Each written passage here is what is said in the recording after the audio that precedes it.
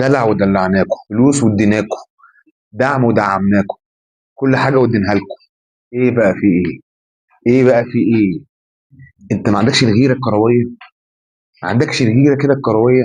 لما تلاقي فريق اقل منك فنيا وماديا في كل حاجه، وهو مركز اول وانت مركز ثالث وبتكسب بالعافيه، ويوم ما بتكسب تكسب 1-0 بالعافيه واداء زي النيله. مفيش غيره كرويه خالص. كل اللعيبه عمال يتنك، واللي مش عايز يسافر، واللي مش عارف ايه، ويقول لك عايز كذا وعايز كذا. ايه؟ ايه بجد اقسم بالله. مفيش حد يقول له مدرب.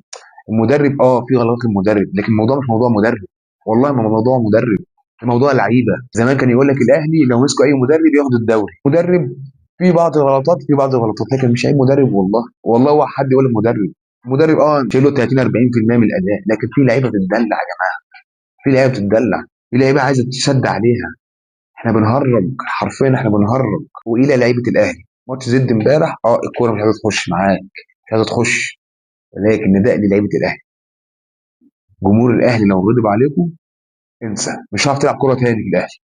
مش هتعرف تلعب كوره تاني في الاهلي. وصلت؟ انتوا ما جربتوش غضب جمهور الاهلي، خلي عندكم دم.